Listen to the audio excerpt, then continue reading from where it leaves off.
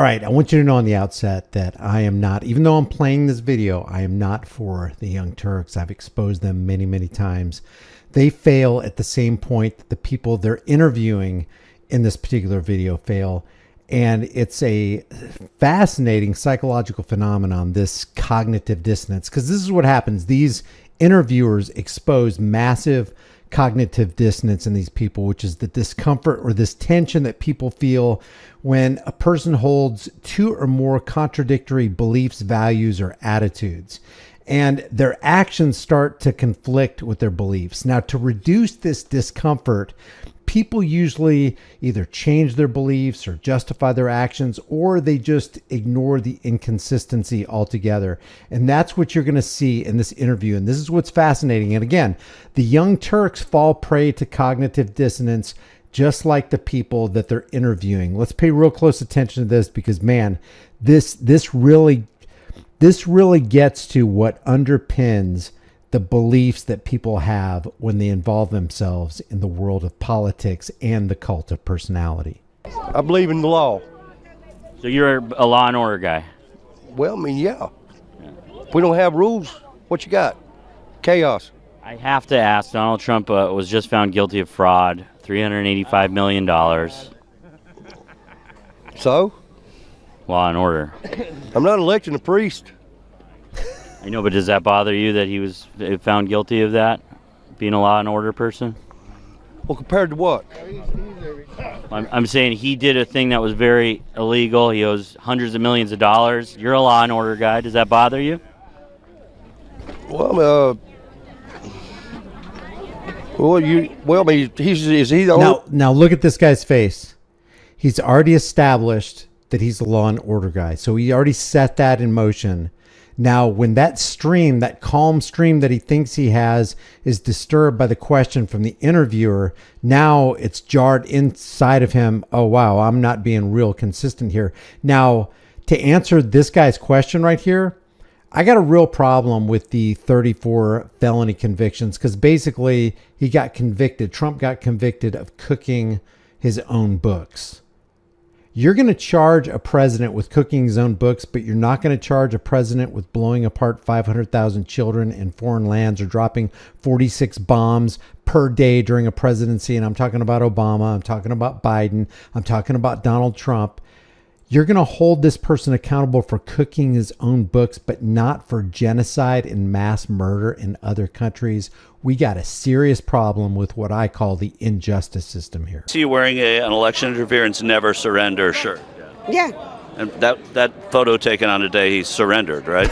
He didn't surrender. Well, he surrendered to the authorities in that picture. Well, that's okay because he was not guilty. So she's denying her own inconsistency. Never surrender on a shirt where Trump has actually checked himself in and surrendered. But he was found guilty of a felony. Does that give you pause at all? No, not at all.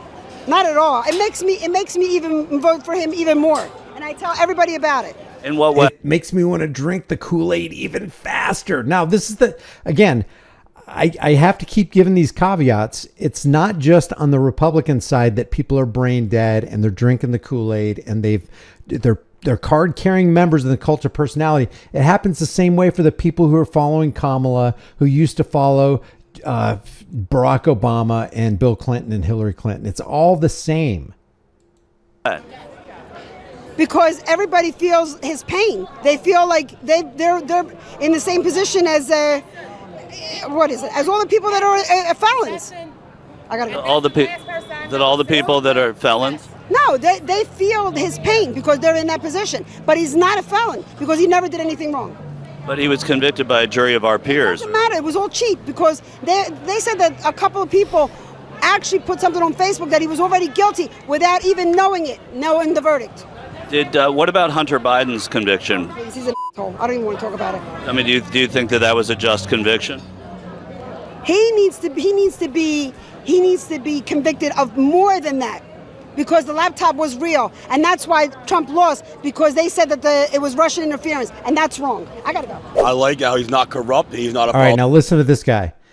If you're pro Second Amendment, if you're pro shall not be infringed, you can never accept the conviction of a fellow American who was brought up on gun charges. But this guy does, and he claims to be a patriot.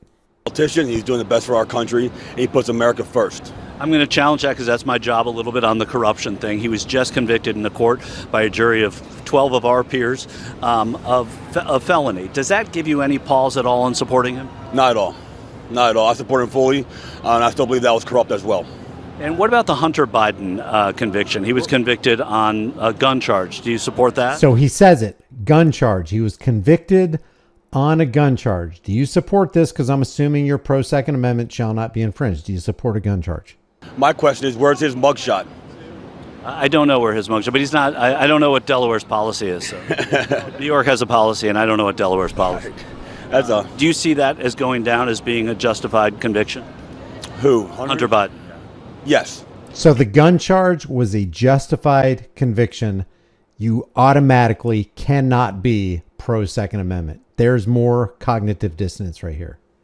And there's a psychological operation going on here because the Young Turks are just asking all these softball questions because the answers to the questions don't apply to their candidate. They don't apply to the Democrats. But if you were to evenly put it out across the board and ask real substantive questions, what do you think? Are you for Donald Trump? Yeah. What do you think about him devaluing the dollar, which means he basically stole from your time and labor? What do you think about that?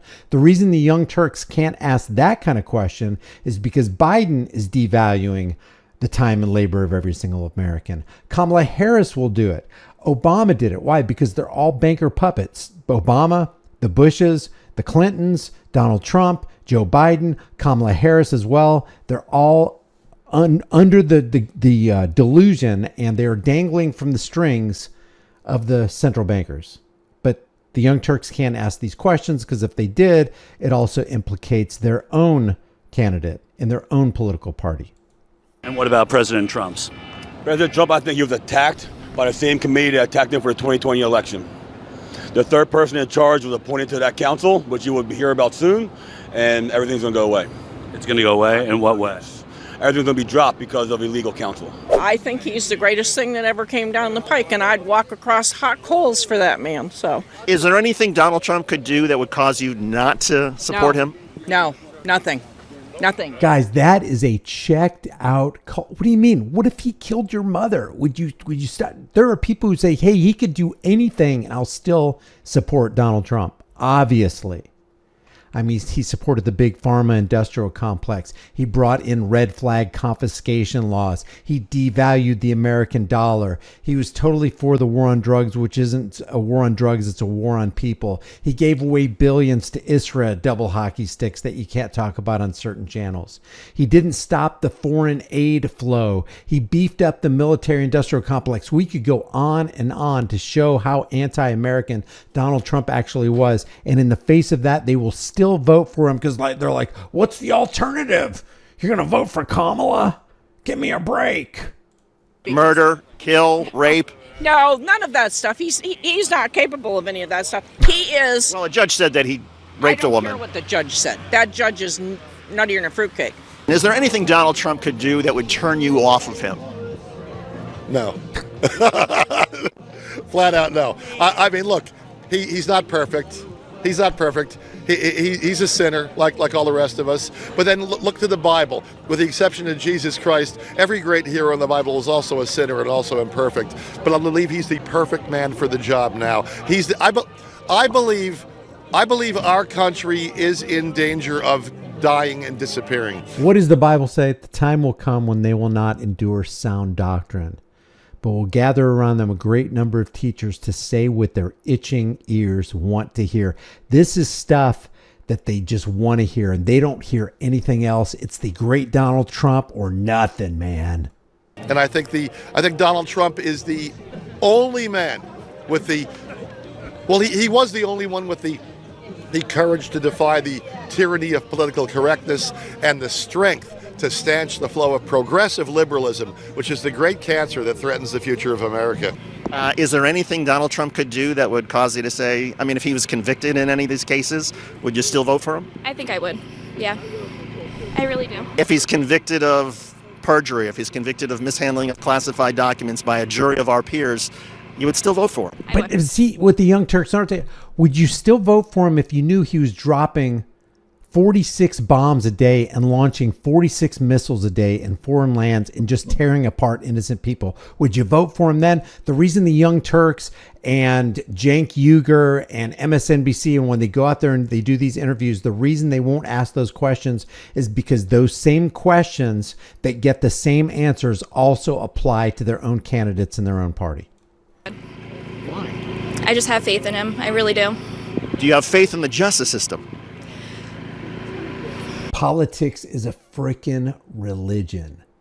It's the clever and deceptive art of using euphemisms, lies, emotionalism, and fear-mongering in order to dupe average people into accepting and even demanding the chains of their own enslavement. This is what it is. That's where it gets tricky. Like, he just went into the courtroom and the judge is sitting there smiling for the cameras. Like, that just turns people off.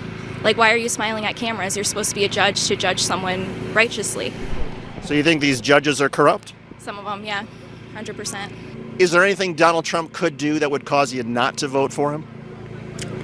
Well, obviously, I mean, I'm not going to vote for someone that, if you put a gun to someone's head and, you know, but right now we got a rapist in the White House, so. I'm sorry, a what? Rapist. How do you know that? How do I know it? Because he's been accused by more than one woman of it. Donald Trump was accused by 20 women of sexual assault, and in one case, a judge said that he raped a woman. Here we go. So you had a rapist in the White House with Donald Trump. We don't have a total crook in the White House, so. Is there anything Donald Trump could do that would cause you not to support him? I'm a very recent supporter of Donald Trump. I'm a registered Democrat and have been for 30 plus years. Not that I always vote Democrat. I'm kind of middle of the road. So I do support some of the Democratic beliefs. However, I'm an accountant, so therefore I understand dollar signs. And the last couple of years have been pretty rough, and anyone who understands dollar signs probably can't vote for Biden. What about these allegations, though? Trump's in the middle of a trial that he overinflated asset values. Oh, that's interesting. I didn't see this part.